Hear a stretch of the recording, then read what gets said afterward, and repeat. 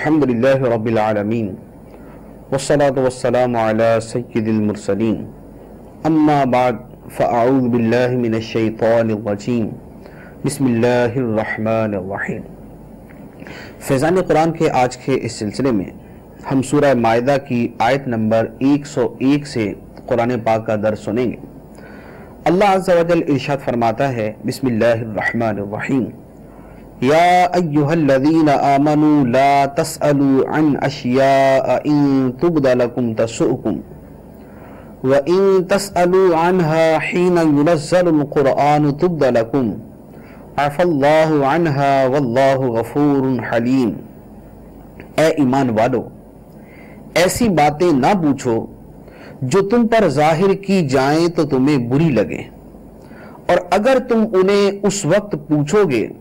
جبکہ قرآن نازل کیا جا رہا ہے تو تم پر وہ چیزیں ظاہر کر دی جائیں گی، اور اللہ ان کو معاف کر چکا ہے، اور اللہ بخشنے والا حلم والا ہے۔ اس آیت مبارکہ کے متعدد شان نزول بیان کیے گئے ہیں۔ بخاری شریف کی حدیث مبارک میں ایک شان نزول یہ بیان کیا، سرکار دو عالم صلی اللہ تعالی علیہ وآلہ وسلم نے ایک مرتبہ خطبہ ارشاد فرماتے ہوئے فرمایا، جس کو جو پوچھنا ہے پوچھ لے۔ حضرت عبداللہ بن حذافہ سہمی رضی اللہ عنہ کھڑے ہوئے، عرض کیا، میرا باپ کون ہے؟ فرمایا حذافہ۔ پھر فرمایا اور پوچھو، تو حضرت عمر فاروق رضی اللہ تعالی عنہ نے اٹھ کر ایمان و رسالت کا اقرار کر کے معذرت پیش کی۔ امام ابن شہاب زہری فرماتے ہیں کہ حضرت عبداللہ بن حذافہ کی والدہ نے ان سے شکایت کی کہ تو بڑا نالائق بیٹا ہے، تجھے کیا معلوم کہ زمانہ جاہلیت کی عورتوں کا کیا حال تھا؟ خدا نہ خواستہ تیری ماں سے کوئی قصور ہوا ہوتا تو آج وہ کیسی رسوا ہوتی۔ اس پر حضرت عبداللہ بن حذافہ نے کہا کہ اگر سرکار دو عالم صلی اللہ تعالی علیہ وآلہ وسلم کسی حبشی غلام کو میرا باپ بتا دیتے تو میں یقین کے ساتھ مان لیتا، کیونکہ سرکار دو عالم صلی اللہ علیہ وآلہ وسلم کو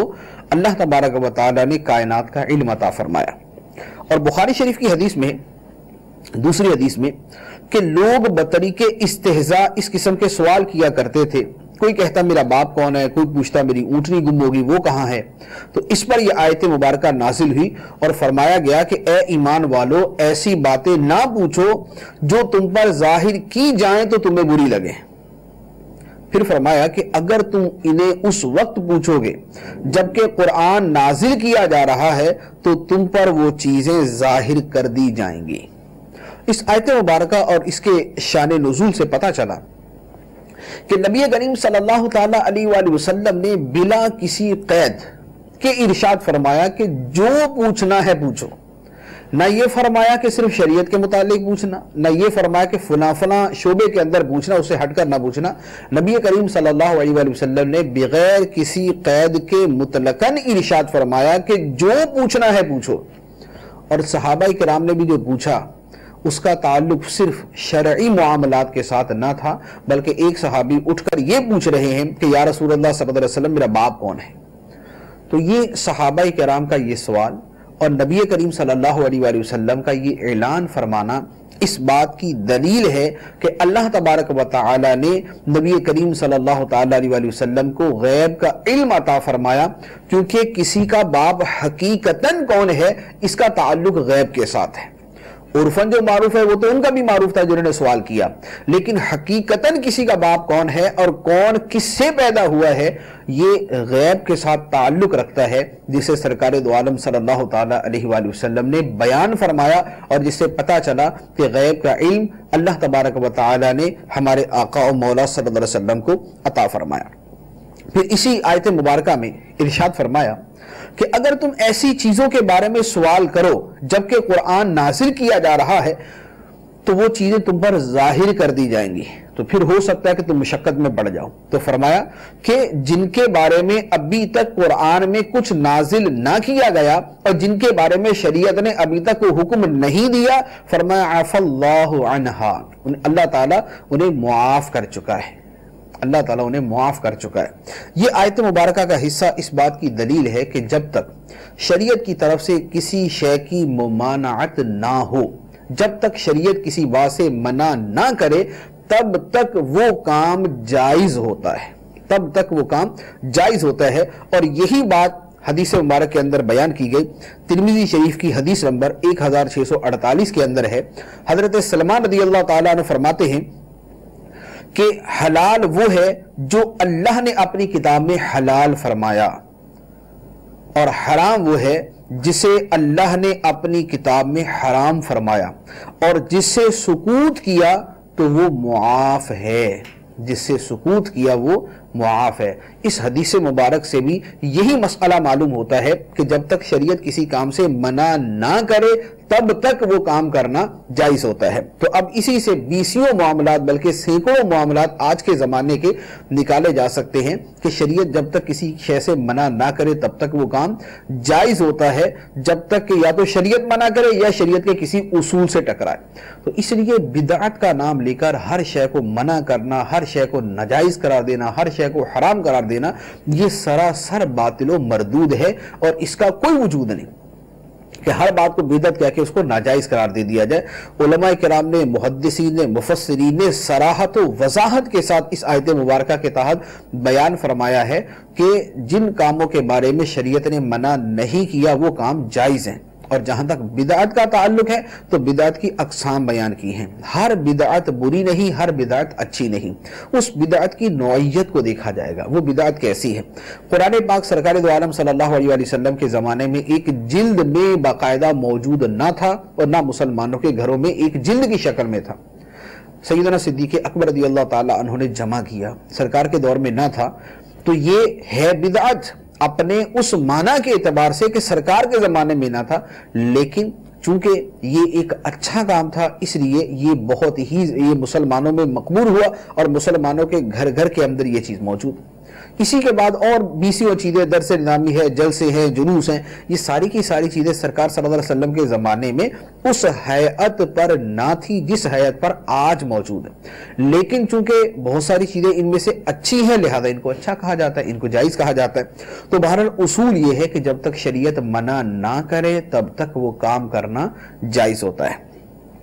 اس کے بعد ارشاد فرمایا قد سألها قوم من قبلكم ثم اصبحوا بها کافرین، بے شک تم سے پہلے ایک قوم نے ان اشیاء کے بارے میں سوال کیا تھا پھر اس کا انکار کرنے والے ہو گئے۔ خلاصہ کلام یہ ہے، فرمایا کہ مسلمانوں سے پہلے جو امتیں گزری ہیں، سابقہ امتوں کا واقعہ بیان کیا کہ ان کی امتوں نے بھی اپنے نبیوں سے بڑے سوالات کیے، جن چیزوں کے بارے میں انہیں کو حکم نہ دیا گیا تھا بار بار پوچھ کر ان کے بارے میں احکامات معلوم کیے، اور جب ان کو احکامات مل گئے تو پھر اس کے اوپر عمل نہ کیا، اور عمل نہ کرنے کی وجہ سے اللہ تعالیٰ کے غضب کے مستحق ہوئے۔ تو مسلمانوں سے فرمایا کہ تم سوال کرنے ہی سے بچو، تاکہ یہ نہ ہو کہ تم پر احکام ظاہر کیے جائیں پھر عمل نہ کرو اور اس کے بعد غضب کے مستحق بنو۔ اس کے بعد ارشاد فرمایا ما جعل اللہ من بحیرۃ ولا سائبۃ ولا وصیلۃ ولا حام ولكن الذین کفروا یفترون علی اللہ الکذب واکثرهم لا یعقلون۔ اللہ نے بحیرہ اور سائبہ اور وسیلہ اور حام کو مقرر نہیں کیا، لیکن کافر لوگ اللہ پر جھوٹا بہتان لگاتے ہیں اور ان میں اکثر بے عقل ہیں۔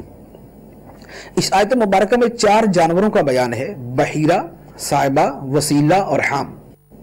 یہ 4 جانور تھے جنہیں مشرکین مخصوص صورتوں میں اپنے بتوں کے نام پر چھوڑ دیتے تھے۔ جیسے اگر جانوروں نے یہ کیا، اگر یہ ہوا تو ہم یہ جانور بت کے نام پہ وقف کر دیں گے، اگر یوں ہوا تو یہ جانور ہم بت کے نام پہ وقف کر دیں گے، اگر اس طرح ہوا تو یہ جانور بت کے نام پہ وقف کر دیں گے۔ تو یوں انہوں نے 4 قسم کے جانور بنائے ہوئے تھے جو یہاں پر بیان کیے، بحیرہ، سائبہ، وسیلہ اور حام۔ اور ان جانوروں کو پھر وہ مشرکین حرام سمجھتے تھے کہ ان جانوروں کا گوشت کھانا یہ حرام ہے، ان پر سواری نہ کرتے تھے، ان کا دودھ نہ پیتے تھے، انہیں کھلا چھوڑ دیتے تھے۔ اس پر اللہ عز و جل نے ارشاد فرمایا کہ یہ جو مشرکوں نے 4 قسم کے جانوروں کو خود ہی حرام کر لیا، فرمایا اللہ تبارک و تعالیٰ نے ایسا کچھ نہ بنایا، نہ اللہ تعالیٰ نے بحیرہ مقرر کیا، نہ صاحبہ مقرر کیا، نہ وسیلہ مقرر کیا اور نہ ہاں مقرر کیا، بلکہ ان جانوروں کو یوں بتوں کے نام پر وقف کر کے انہیں حرام سمجھنا، فرمایا کہ یہ اللہ تعالیٰ پر جھوٹا بہتان ہے کہ اللہ تعالیٰ نے ان کو حرام نہیں قرار دیا اور یہ اس کو حرام قرار دیتے ہیں۔ تو اس سے ایک تو مشرکین کا یہ طرز عمل سامنے آیا، اور دوسرا یہ پتا چلا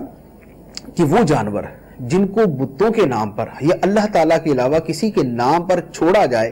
زندگی کے اندر اگرچہ اس پر جتنا مرضی غیر اللہ کا نام آتا رہے، وہ جانور اگر ذبح کرتے وقت اللہ کے نام پہ ذبح کیا گیا تو وہ جانور حلال، زندگی میں اس پر اللہ کے علاوہ کسی اور کا نام آنا اس جانور کو حرام نہ کر دے گا، بلکہ دار و مدار اس کے ذبح کے وقت پر ہوگا۔ جیسے یہاں پر یہ 4 قسم کے جانور بتوں کے نام پہ وقف تھے، لیکن اللہ تعالیٰ نے فرمایا کہ اللہ تعالیٰ نے ان کو حرام نہیں قرار دیا، اگر انہیں اللہ کے نام پہ ذبح کر دیا جائے تو یہ حلال ہے۔ تو جب بتوں تک کا یہ معاملہ ہے تو اب اسی طریقے سے ولیمے کے نام پہ جانور کو جو ہے وہ پال لیا، یا جو ہے 11ویں شریف کے نام پر جانور کو پال لیا، تو زندگی میں اگرچہ ان پر اللہ تعالیٰ کے علاوہ کسی اور کا نام کسی حکمت یا کسی بد حکمت کی وجہ سے آتا رہے، لیکن جب ان جانوروں کو اللہ کے نام پر ذبح کیا جائے گا وہ جانور حلال ہوں گے، کہ دار و مدار ذبح کے وقت کا ہے، ذبح سے پہلے کا نہیں۔ اس کے بعد ارشاد فرمایا وَإِذَا قِيلَ لَهُمْ تَعَالَوْا إِلَى مَا أَنزَلَ اللَّهُ وَإِلَى الرَّسُولِ قَالُوا حَسْبُنَا مَا وَجَدْنَا عَلَيْهِ آبَاءَنَا أَوَلَوْ كَانَ آبَاؤُهُمْ لَا يَعْلَمُونَ شَيْئًا وَلَا يَهْتَدُونَ، اور جب ان سے کہا جائے کہ جو اللہ نے نازل فرمایا ہے اس کی طرف اور رسول کی طرف آؤ، تو کہتے ہیں کہ ہمیں وہی کافی ہے جس پر ہم نے اپنے باپ دادا کو پایا ہے، کیا اگرچہ ان کے باپ دادا نہ کچھ جانتے ہوں اور نہ انہیں ہدایت ہو؟ یہ مشرکین کا طرز عمل تھا کہ اپنے مشرک آباء و اجداد کی بت پرستی کو اس لیے نہ چھوڑتے تھے اور ان کے برے رسوم و رواج کو اس لیے نہ چھوڑتے تھے کہ یہ ہمارے باپ دادا کرتے آئے، تو چونکہ ہمارے بڑے کرتے آئے لہذا ہم بھی کریں گے۔ تو اللہ تبارک و تعالیٰ نے فرمایا کہ اگرچہ ان کے باپ دادا جاہل ہوں، اگرچہ گمراہ ہوں، اگرچہ انہیں نہ ہدایت ہو نہ علم ہو، کیا اس کے باوجود بھی یہ ان کی پیروی کریں گے؟ کیونکہ پیروی تو علم کی جاتی ہے، پیروی تو ہدایت کی جاتی ہے، نہ یہ کہ جہالت، کفر، شرک اور بد رسومات کے اندر بھی اپنے آباء و اجداد کی پیروی کی جائے۔ تو اس سے پتا چلا کہ آباء و اجداد کی بری رسموں اور ان کے برے طریقوں پر یہ کہہ کر عمل کرنا کہ چونکہ ہمارے بڑے کرتے آئے لہذا ہم کریں گے، یہ مشرکوں کا طریقہ ہے، مسلمانوں کا طریقہ نہیں۔ آج بھی ہمارے معاشرے میں شادی، مرگ، فوتگی، ان مواقع کے اوپر بہت سی ایسی رسوم رائج ہیں کہ جو سراسر خلاف شریعت ہیں، اور جب ان کے بارے میں سمجھایا جاتا ہے کہ یہ رسوم و رواج اور یہ رسم شریعت کے خلاف ہیں، تو لوگ یہ کہہ کر بات ماننے سے انکار کرتے ہیں کہ جناب یہ تو ہمارے باپ دادا کرتے ہیں، یہ تو ہمارے بڑوں کی ریت ہے، یہ تو ہمارے خاندان کے بزرگ کرتے ہیں، لہذا ہم اس کو نہیں چھوڑ سکتے۔ تو فرمایا کہ نہ اگرچہ تمہارے باپ دادا کو نہ عقل ہو، نہ ہدایت ہو، نہ ان کو کوئی سوجھ بوجھ ہو، نہ ان کو شریعت کا پتہ ہو، کیا اس کے باوجود بھی تم ان کی پیروی کرو گے؟ تو لہذا ایسے رسم و رواج کی پیروی ہرگز نہیں کرنی چاہیے۔ مسلمان کے لیے اتھارٹی، مسلمان کے لیے حرف آخر اللہ کا کلام اور اس کے رسول صلی اللہ علیہ وسلم کا فرمان اور شریعت کا حکم ہے۔ اور اس سے یہ بھی پتا چلا کہ یہاں جو پیروی کرنے سے منع کیا وہ کیا ہے جاہلوں کی، جو جاہل باپ دادا ہیں، لا علم ہیں یا گمراہ باپ دادا ہیں، ان کی پیروی کرنے سے منع کیا۔ جہاں تک نیک، پرہیزگار، صاحب علم، بزرگوں کا، صالحین کا تذکرہ ہے تو ان کی تو پیروی کی جائے گی۔ وہ تو قرآن پاک میں خود ارشاد فرمایا وَكُونُوا مَعَ الصَّادِقِينَ، سچوں کے ساتھ ہو جاؤ۔ خود ارشاد فرمایا کہ صالحین کی اتباع کرو، ان لوگوں کے راستوں پر چلو کہ جن پر اللہ تعالیٰ نے انعام فرمایا۔ تو سلف صالحین، اولیاء کرام، بزرگان دین، ائمہ مجتہدین، ان حضرات کی پیروی کرنا اور ان کے نقش قدم پر چلنا جو ہے یہ شریعت میں مطلوب ہے، اور اس آیت میں یہ والا معنی ہرگز مراد نہیں ہے۔ اس کے بعد ارشاد فرمایا یا ایھا الذین آمنوا علیکم انفسکم لا یضرکم من ضل اذا اہتدیتم الی اللہ مرجعکم جمیعا فینبئکم بما کنتم تعملون۔ اے ایمان والو، تم اپنی جانوں کی فکر کرو، جب تم ہدایت پر ہو تو گمراہ ہونے والا تمہارا کچھ نہ بگاڑے گا، اللہ ہی کی طرف تم سب کا لوٹنا ہے، پھر وہ تمہیں بتا دے گا جو تم کرتے تھے۔ مسلمان کفار کی اسلام سے محرومی پر بڑا افسوس کرتے تھے اور انہیں رنج ہوتا تھا کہ کفار دولت اسلام سے محروم ہیں۔ اس پر مسلمانوں سے فرمایا گیا کہ جب تم امر بالمعروف و نہی عن المنکر کا فرض ادا کر کے بری ذمہ ہو چکے تو اب تم تو اپنا ثواب پاؤ گے، تمہیں ان گمراہ ہونے والوں کا کوئی اندیشہ نہیں ہونا چاہیے، ان کی وجہ سے تمہارا کوئی ضرر نہیں۔ جب تم نے اپنا فرض پورا کر لیا، اب اگر وہ اسلام قبول نہیں کرتے تو اس میں ان کا نقصان ہے، ان کا اسلام قبول نہ کرنا تمہارے لیے نقصان دہ نہیں ہوگا۔ حضرت عبداللہ بن مبارک رحمۃ اللہ تعالیٰ نے فرمایا کہ اس آیت میں امر بالمعروف و نہی عن المنکر کے وجوب کی بہت تاکید ہے، کیونکہ فرمایا کہ اپنی فکر کرو۔ تو اپنی فکر کرنے کے معنی یہ ہیں کہ ایک دوسرے کی خبر گیری کرے، نیکیوں کی رغبت دلائے اور برائیوں سے منع کرے۔ اور مفتی احمد یار خان نعیمی رحمۃ اللہ علیہ نے بڑی پیاری بات ارشاد فرمائی جس کا خلاصہ ہے، فرمایا کہ تم اپنی فکر کرو، یعنی عقائد درست کر کے نیک اعمال کر کے اپنی فکر کرو، اعمال درست کر کے اور عقائد درست کر کے اور نیک اعمال کر کے اپنی فکر کرو، اور اعمال میں تبلیغ بھی شامل ہے۔ لہذا جو قدرت کے باوجود تبلیغ نہ کرے وہ راہ پر ہی نہیں۔ اور یہاں جس کو فرمایا کہ تمہارا کچھ ضرر نہیں جبکہ تم راہ پر ہو، تو اس سے مراد وہ تمام اعمال ہو جائیں گے جس میں امر بالمعروف و نہی عن المنکر بھی داخل ہوگا۔ سیدنا صدیق اکبر رضی اللہ تعالی عنہ نے فرمایا اے لوگو، تم اللہ تعالیٰ کے اس فرمان علیکم انفسکم، تم پر اپنی ذات کا فکر کرنا لازم ہے، یہ پڑھ کر دھوکے میں مبتلا نہ ہو جانا کہ تم میں سے کوئی کہنے لگے کہ میں تو بس اپنی جان کی فکر کروں گا۔ فرمایا اللہ عز و جل کی قسم، تم ضرور نیکی کی دعوت دو گے اور برائی سے منع کرو گے، ورنہ تم پر تمہارے شریر لوگ حکمران بن جائیں گے جو تمہیں بڑی سخت تکلیفیں پہنچائیں گے، پھر تمہارے نیک لوگ دعا کریں گے تو بھی ان کی دعا قبول نہیں کی جائے گی۔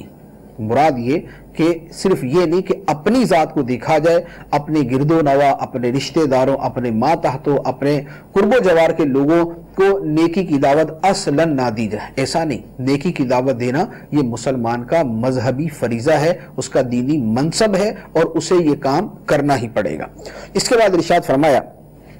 یا ایھا الذین آمنوا شہادۃ بینکم اذا حضر احدکم الموت حين الوصية اثنان ذوا عدل منكم أو آخران من غيركم إن أنتم ضربتم في الأرض فأصابتكم مصيبة الموت تحبسونهما من بعد الصلاة فيقسمان بالله إن ارتبتم لا نشتري به ثمنا ولو كان ذا قربى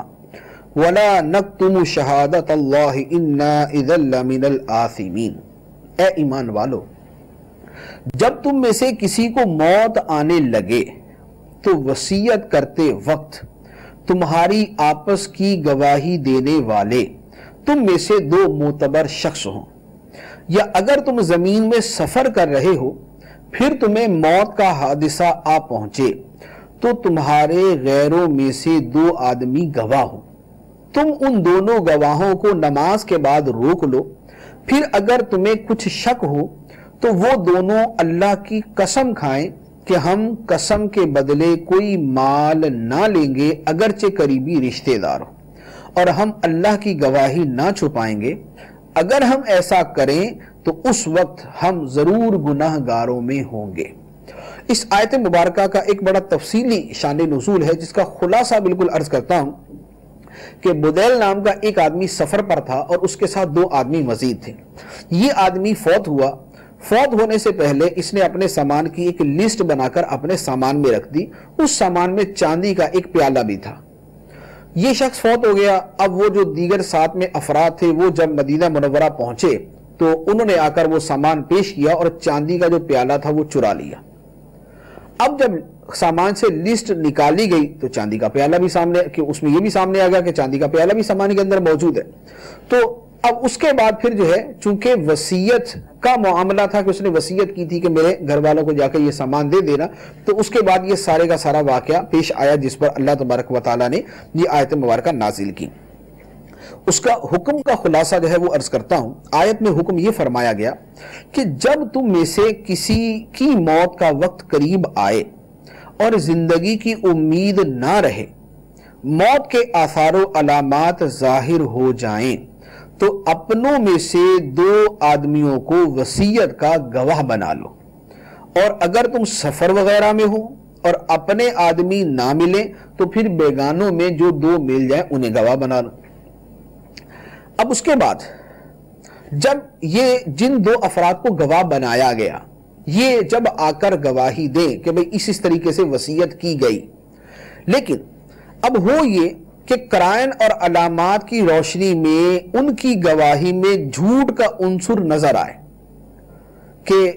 یہ ہو سکتا ہے یہ جھوٹ بول رہے. جیسے اس واقعہ کے اندر ہوا کہ انہوں نے گواہی تو دے دی لیکن وہ جو لسٹ برآمد ہوئی جس میں چاندی کے پیالے کا تذکرہ تھا، تو اب یہ قرینہ مل گیا کہ یہ گواہی کے اندر جھوٹے ہیں. تو فرمایا کہ جب قرائن اور علامات کی روشنی میں گواہی میں جھوٹ کا عنصر نظر آئے تو اس صورت میں گواہی لینے کا طریقہ یہ ہے کہ جب میت کے ورثاء کو وصیت کی گواہی میں شک گزرے تو وہ عصر کی نماز کے بعد گواہوں سے اس طرح گواہی لیں کہ وہ دونوں گواہ یہ اقرار کریں کہ اللہ عز و جل کی قسم، ہم گواہی کے بدلے میں کسی قسم کا کوئی مال نہ لیں گے اگرچہ وہ ہمارا قریبی رشتہ دار ہی کیوں نہ ہو، اور ہم قسم کھاتے ہیں کہ ہم گواہی نہیں چھپائیں گے. یعنی جھوٹی قسم نہیں کھائیں گے اور نہ کسی کی خاطر ہم ایسا کریں گے، اور اگر ہم ایسا کریں کہ جھوٹی قسم کھائیں تو اس وقت ہم ضرور گناہ گاروں میں سے ہوں گے. یہ ایک گواہی کا طریقہ بیان کیا. اس کے بعد اب اسی کا جو اگلا حصہ ہے وہ اگلی آیت میں بیان فرمایا فَإِنْ عُثِرَ عَلَىٰ أَنَّهُمَا اسْتَحَقَّا إِثْمًا فَآخَرَانِ يَقُومَانِ مَقَامَهُمَا مِنَ الَّذِينَ اسْتَحَقَّ عَلَيْهِمُ الْأَوْلَيَانِ فَيُقْسِمَانِ بِاللَّهِ لَشَهَادَتُنَا أَحَقُّ مِنْ شَهَادَتِهِمَا وَمَا اعْتَدَيْنَا إِنَّا إِذًا لَّمِنَ الظَّالِمِينَ. پھر اگر اس بات پر اطلاع ملے کہ وہ دونوں گواہ گواہی میں جھوٹ بول کر کسی گناہ کے مستحق ہوئے ہیں تو ان کی جگہ ان لوگوں میں سے جن کا حق دبایا گیا ہے میت کے زیادہ قریبی 2 اور آدمی قسم کھانے کے لیے کھڑے ہو جائیں. پھر وہ اللہ کی قسم کھائیں کہ ہماری گواہی یعنی ہماری قسم ان کی گواہی سے زیادہ درست ہے اور ہم حد سے نہیں بڑھے، اور اگر ہم ایسا کریں تو اس وقت ہم ظالموں میں ہوں گے.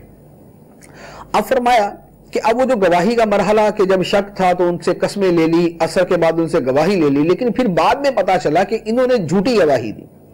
جیسے اسی واقعہ کے اندر ہوا یہ کہ وہ جو چاندی کے پیالے والا واقعہ ہے اس میں یہ ہوا کہ بعد میں وہ چاندی کا پیالہ کسی شخص سے مل گیا،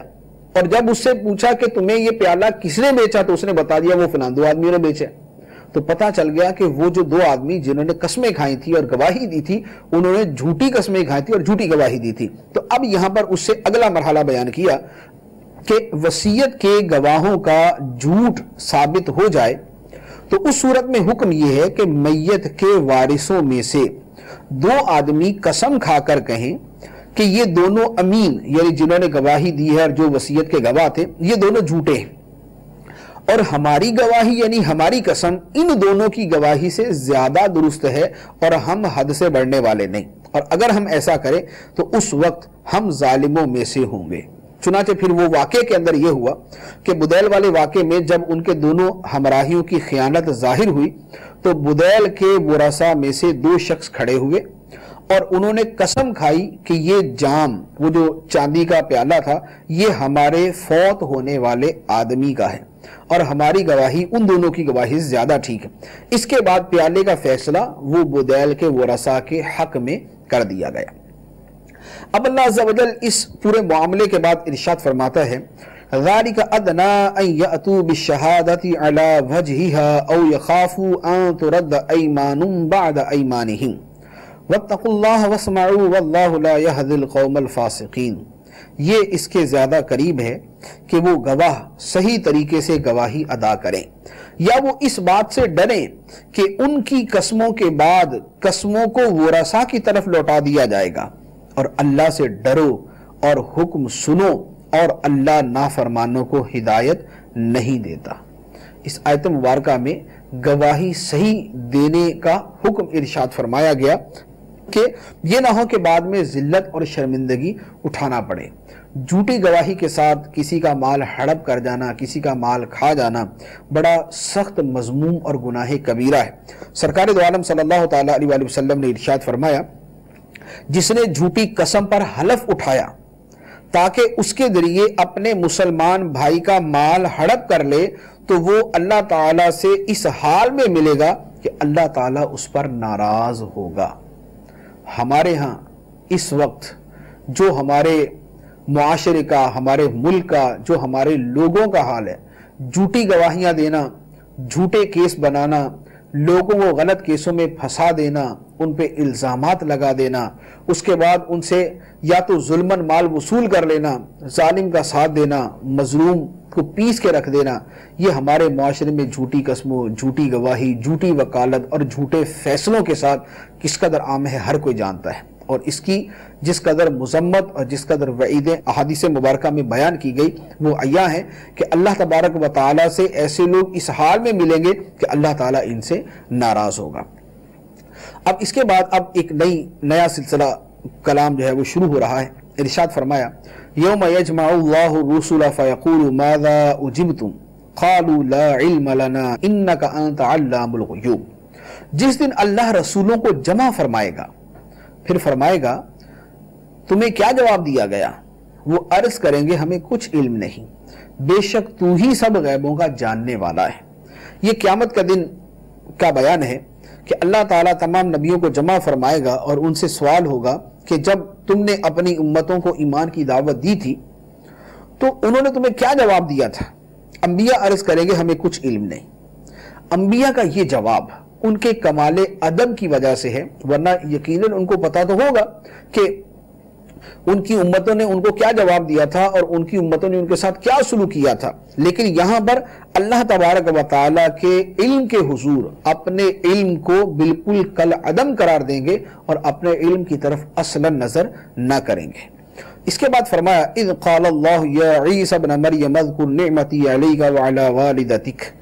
اذ ایدتک بروح القدس تکلم الناس فی المہد وکہلا وَإِذْ عَلَّمْتُكَ الْكِتَابَ وَالْحِكْمَةَ وَالتَّوْرَاةَ وَالْإِنْجِيلَ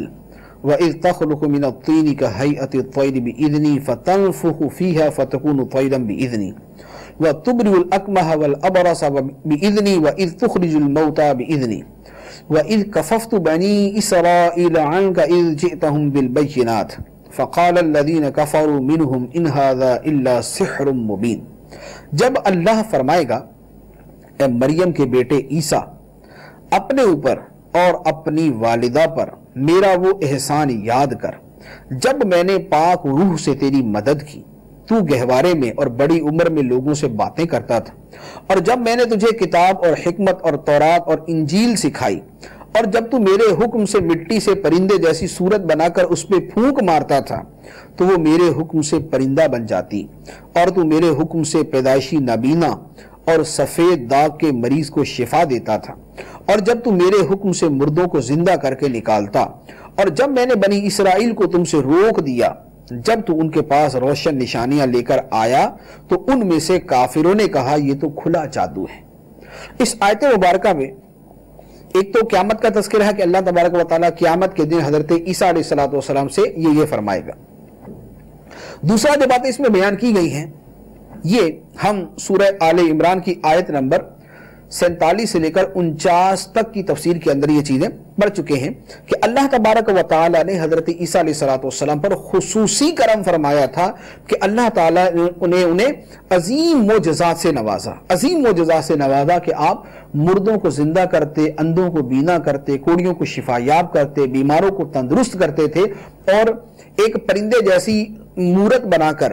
اس میں جب پھونک مارتے تو وہ ایک باقاعدہ پرندہ بن کے ہوا میں اڑنے لگتی تھی۔ تو یہ ساری کی ساری چیزیں اللہ تبارک و تعالیٰ کے اذن اور اجازت سے تھی اور اللہ تعالیٰ کے قدرت عطا فرمانے سے تھی۔ تو اللہ تعالیٰ نے یہاں پر اپنے ان معجزات اور ان کرم نوازیوں کا بیان فرمایا کہ میں نے تمہیں یہ معجزات عطا کیے۔ اس کے بعد فرمایا وَإِذْ أَوْحَيْتُ إِلَى الْحَوَارِيِّينَ أَنْ آمِنُوا بِي وَبِرَسُولِي قَالُوا آمَنَّا وَاشْهَدْ بِأَنَّنَا مُسْلِمُونَ،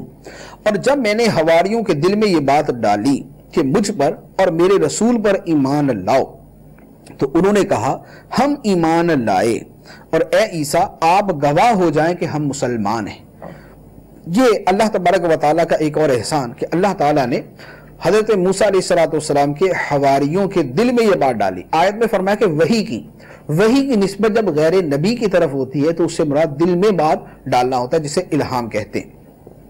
تو اللہ تبارک و تعالیٰ نے حواریوں کے دل میں بات ڈالی کہ وہ حضرت عیسیٰ علیہ السلام پر ایمان لائے، چنانچہ وہ ایمان لائے۔ حواری سے مراد مخلص ساتھی، حضرت عیسیٰ علیہ السلام کے جو مخلص صحابہ اور ساتھی تھے انہیں حواریین کہا جاتا ہے۔ اس کے بعد فرمایا اذ قال الحواریون یا عیسی ابن مریم هل يستطيع ربك ان ينزل علينا مائدة من السماء قال اتقوا الله ان كنتم مؤمنین۔ یاد کرو جب حواریوں نے کہا اے عیسیٰ بن مریم کیا آپ کا رب ایسا کرے گا کہ ہم پر آسمان سے ایک دسترخوان اتار دے؟ عیسیٰ نے فرمایا اللہ سے ڈرو اگر ایمان رکھتے ہو۔ حواریوں نے عیسیٰ علیہ السلام سے عرض کیا کہ اے عیسیٰ کیا آپ کا رب ہم پر آسمان سے نعمتوں سے بھرا ہوا دسترخوان اتارے گا؟ مراد ان کی یہ تھی کہ کیا اللہ تعالیٰ اس بارے میں آپ کی دعا قبول فرمائے گا؟ یہ نہیں ہے کہ اللہ تعالیٰ کر سکتا یا نہیں کر سکتا، کیونکہ وہ تو مسلمان تھے، تو اللہ تعالیٰ کی قدرت پر تو ان کا شبہ یا انکار نہیں ہو سکتا تھا۔ یہ تھا کہ کیا اللہ تعالیٰ آپ کی دعا پر اس طرح کرے گا؟ تو حضرت عیسیٰ علیہ السلام نے فرمایا کہ اگر ایمان رکھتے ہو تو اللہ تعالیٰ سے ڈرو اور تقوی اختیار کرو تاکہ یہ مراد حاصل ہو جائے۔ اور بعض مفسرین نے یہ معنی بیان کیا کہ عیسیٰ علیہ السلام کے فرمانے کا معنی یہ تھا کہ تمام امتوں سے نرالا سوال کرنے میں اللہ سے ڈرو، کہ ایسا تو کسی امت نے سوال نہیں کیا کہ آسمان سے ہم پر کھانا نازل کر دیا جائے۔ اور یا پھر معنی یہ ہے کہ عیسیٰ علیہ السلام کے فرمان کا مقصد یہ تھا کہ اے حواریو جب اللہ عز و جل کی کمال قدرت پر ایمان رکھتے ہو تو ایسے سوال نہ کرو جن سے قدرت پر تردد کا شبہ گزر سکتا ہو، تو ایسا سوال کرنے سے بچو۔ بہرحال اس کے بعد جو واقعے کا اگلا حصہ ہے وہ ارشاد فرمایا قالوا نريد ان ناكل منها وتطمئن قلوبنا ونعلم ان قد صدقتنا ونكون عليها من الشاهدين۔ حواریوں نے کہا ہم یہ چاہتے ہیں کہ اس میں سے کھائیں اور ہمارے دل مطمئن ہو جائیں اور ہم آنکھوں سے دیکھ لیں کہ آپ نے ہم سے سچ فرمایا اور ہم اس پر گواہ ہو جائیں۔ عیسیٰ علیہ السلام نے مزید خدا خوفی دلاتے ہوئے انہیں فرمایا، تو جب انہیں کہا کہ اللہ سے ڈرو تو انہوں نے عرض کی کہ ہم تو صرف یہ چاہتے ہیں کہ حصول برکت کے لیے اس آسمانی دسترخوان سے کچھ کھائیں اور ہمارا یقین قوی ہو جائے اور ہم اللہ تعالیٰ کی قدرت کو جو دلیل سے جانتے ہیں وہ اپنے مشاہدے سے جان لیں، اپنی آنکھوں سے دیکھ لیں اس کو، تو اس سے ہمارا دل اور مضبوط ہو جائے گا۔ حواریوں کی اس درخواست پر حضرت عیسیٰ علیہ السلام نے فرمایا کہ ٹھیک ہے 30 دن کے روزے رکھو۔ 30 دن کے روزے رکھنے کا انہیں حکم فرمایا اور فرمایا کہ جب روزوں سے فارغ ہو جاؤ تو اللہ تعالیٰ سے جو دعا کرو گے پھر وہ تمہاری دعا قبول ہوگی۔ چنانچہ انہوں نے روزے رکھ کر دسترخوان اترنے کی دعا کی۔ اس وقت جب دعا کا وقت آیا تو حضرت عیسیٰ علیہ السلام نے غسل فرمایا، موٹا لباس پہنا، 2 رکعت نماز ادا کی، سر کو جھکایا اور رو کر اللہ تعالیٰ کی بارگاہ میں یہ دعا کی جس کا تذکرہ اگلی آیت میں ہے۔ قال عیسیٰ ابن مریم اللہم ربنا انزل علینا مائدة من السماء تکون لنا عیدا لأولنا وآخرنا وآیتا منک وارزقنا وانت خیر الرازقین۔ عیسیٰ بن مریم نے عرض کی اے اللہ اے ہمارے رب ہم پر آسمان سے ایک دسترخوان اتار دے جو ہمارے لیے اور ہمارے بعد میں آنے والوں کے لیے عید اور تیری طرف سے ایک نشانی ہو جائے، اور ہمیں رزق عطا فرما، اور تو سب سے بہتر رزق دینے والا ہے۔ حضرت عیسیٰ علیہ السلام کے فرمان کے مطابق جب حواریوں نے عمل کیا اور حضرت عیسیٰ علیہ السلام نے بارگاہ الہی میں دعا کی کہ اے اللہ ہم پر آسمان سے دسترخوان اتار دے جو ہمارے لیے اور ہمارے بعد والوں کے لیے تیری قدرت کی نشانی بنے، عیسیٰ علیہ السلام کی نبوت کی دلیل بنے، اور سب کے لیے وہ عید کا دن بن جائے، یعنی ہم اس کے اترنے کے دن کو عید بنائیں، اس کی تعظیم کریں، اس دن خوشیاں منائیں، اس دن تیری عبادت کریں اور تیرا شکر بجا لائیں۔ اس آیت مبارکہ کے تحت علماء کرام نے بڑی تفصیل کے ساتھ ارشاد فرمایا کہ جس دن اللہ عز و جل کی کوئی خصوصی نعمت عطا ہوتی ہے وہ دن گویا عید کا دن ہوتا ہے، جیسے حضرت عیسیٰ علیہ السلام نے یہاں پر اس دن کے بارے میں فرمایا کہ عید کا دن بن جائے، تو جس دن دسترخوان اترے وہ دن عید کا دن بن جائے، تو جس دن اللہ تبارک و تعالیٰ کی سب سے بڑی نعمت اور کائنات کی عظیم ترین نعمت سید المرسلین رحمت للعالمین صلی اللہ تعالیٰ علیہ وآلہ وسلم کی پیدائش ہو، اور جس دن آپ دنیا میں تشریف لائیں اور جس دن آپ کی ذات مبارکہ ہمیں عطا کی گئی ہو، وہ دن کیوں نہ عید کا دن بنے گا، وہ دن کیوں نہ خوشیوں کا دن بنے گا، وہ دن کیوں نہ تعظیم بجا لانے کا دن بنے گا۔ چنانچہ اس کے بعد اللہ عز و جل نے ارشاد فرمایا قال اللہ انی منزلها علیکم فمن یکفر بعد منکم فانی اعذبه عذابا لا اعذبه احدا من العالمین۔ اللہ نے فرمایا بے شک میں وہ تم پر اتارتا ہوں، پھر اس کے بعد جو تم میں سے کفر کرے گا تو بے شک میں اسے وہ عذاب دوں گا کہ سارے جہان میں کسی کو نہ دوں گا۔ اللہ تعالیٰ نے فرمایا کہ میں دسترخوان اتارتا ہوں، لیکن اس کے بعد جس نے کفر کیا تو اسے وہ عذاب دوں گا کہ جہان کے اندر کسی کو نہ دوں گا۔ چنانچہ آسمان سے دسترخوان اترا، اس کے بعد جنہوں نے کفر کیا ان کی صورتیں مسخ کر کے انہیں خنزیر بنا دیا گیا، اور 3 دن کے اندر ان سب کو ہلاک کر دیا گیا۔ اس کے بعد فرمایا وَإِذْ قَالَ اللَّهُ يَا عِيسَى ابْنَ مَرْيَمَ أَأَنْتَ قُلْتَ لِلنَّاسِ اتَّخِذُونِي وَأُمِّيَ إِلَٰهَيْنِ مِن دُونِ اللَّهِ قال سبحانك ما يكون لي أن أقول ما ليس لي بحق إن كنت قلته فقد علمته تعلم ما في نفسي ولا أعلم ما في نفسك إنك أنت علام الغيوب۔ اور جب اللہ فرمائے گا اے مریم کے بیٹے عیسیٰ کیا تم نے لوگوں سے کہا تھا کہ اللہ کے سوا مجھے اور میری ماں کو معبود بنا لو؟ تو وہ عرض کریں گے اے اللہ تو پاک ہے، میرے لیے ہرگز جائز نہیں کہ میں وہ بات کہوں جس کا مجھے کوئی حق نہیں، اگر میں نے ایسی کوئی بات کہی ہوتی تو تجھے ضرور معلوم ہوتی، تو جانتا ہے جو میرے دل میں ہے اور میں نہیں جانتا جو تیرے علم میں ہے، بے شک تو ہی سب غیبوں کا خوب جاننے والا ہے۔ یہ قیامت کا واقعہ ہے کہ اللہ تبارک و تعالیٰ قیامت کے دن عیسائیوں کی سرزنش کے لیے حضرت عیسیٰ علیہ السلام سے یہ باتیں ارشاد فرمائے گا۔ تو عیسیٰ علیہ السلام عرض کریں گے کہ مولا مجھے کیا حق ہے کہ میں اس طرح کی بات کہوں کہ اے عیسائیوں تم مجھے اور میری ماں کو معبود بنا لو۔ اس کے بعد عرض کریں گے ما قلت لهم الا ما امرتنی به ان اعبدوا الله ربی وربکم وكنت عليهم شهيدا ما دمت فيهم فلما توفيتني كنت انت الرقيب عليهم وانت على كل شيء شهيد۔ میں نے تو ان سے وہی کہا تھا جس کا تو نے مجھے حکم دیا تھا کہ اللہ کی عبادت کرو جو میرا بھی رب ہے اور تمہارا بھی رب ہے، اور میں ان پر مطلع رہا جب تک میں ان میں رہا، پھر جب تو نے مجھے اٹھا لیا تو تو ہی ان پر نگاہ رکھتا تھا اور تو ہر شے پر گواہ ہے۔ عیسیٰ علیہ السلام عرض کریں گے کہ مولا میں نے تو ان سے وہی کہا جو تو نے مجھے ارشاد فرمایا، اور میں نے ان سے کیا کہا؟ میں نے ان سے یہ کہا تھا کہ اے لوگو اللہ کی عبادت کرو جو میرا بھی رب ہے اور تمہارا بھی رب ہے۔ پھر اللہ تعالیٰ کی بارگاہ میں عرض کریں گے مولا جب تک میں ان میں تھا تب تک تو میں مطلع رہا، اور جب تو نے مجھے اپنے پاس بلا لیا تو اس کے بعد تو ہی ان کا نگہبان تھا، تو ہی ان کو جانتا تھا، تو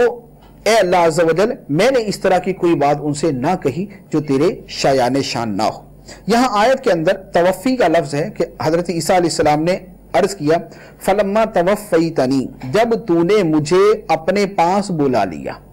कुंत अंत रकीब अलैहिम, तो तू ही उन पर निगहबान था। तवफ़ी का मतलब मुतलकन मौत नहीं होता, इसका मतलब होता है पूरे तौर पर किसी शय को ले लेना। तो हजरत ईसा अलैहिस्सलाम को पूरे तौर पर अल्लाह तबारक व तआला ने आसमानों पर बुला लिया था, वो यहां पर मुराद। इसके बाद इरशाद फरमाया, इन तुअज़्ज़िबहुम फ़इन्नहुम इबादुक व इन तग़फ़िर लहुम फ़इन्नका अंतल अज़ीज़ुल हकीम। अगर तू इन्हें अजाब दे तो वो तेरे बंदे हैं, और अगर तू इन्हें बख्श दे तो बेशक तू ही गलबे वाला, हिकमत वाला है। क़ाल अल्लाहु हाज़ा यौम यनफ़अु अस्सादिक़ीन सिद्क़ुहुम लहुम जन्नातुन तजरी मिन तहतिहल अनहारु ख़ालिदीन फ़ीहा अबदा रज़ियल्लाहु अन्हुम व रदू अन्हु ज़ालिकल फ़ौज़ुल अज़ीम। अल्लाह ने फरमाया, ये क़यामत वो दिन है जिसमें सच्चों को उनका सच नफ़ा देगा। उनके लिए बाग हैं जिनके नीचे नहरें जारी हैं, वो हमेशा हमेशा उसमें रहेंगे। अल्लाह उनसे राज़ी हुआ और वो अल्लाह से राज़ी हुए, यही बड़ी कामयाबी है। लिल्लाहि मुल्कुस समावाति वल अर्द वमा फ़ीहिन्न व हुवा अला कुल्लि शैइन क़दीर। आसमानों और ज़मीन और जो कुछ इनमें है, सबकी सल्तनत अल्लाह ही के लिए है और वो हर चीज़ पर कादिर है। अल्लाह तबारक व तआला हमें कुरान पाक का फ़हम अता फरमाए। आमीन बिजाहिन नबील अमीन सल्लल्लाहु तआला अलैहि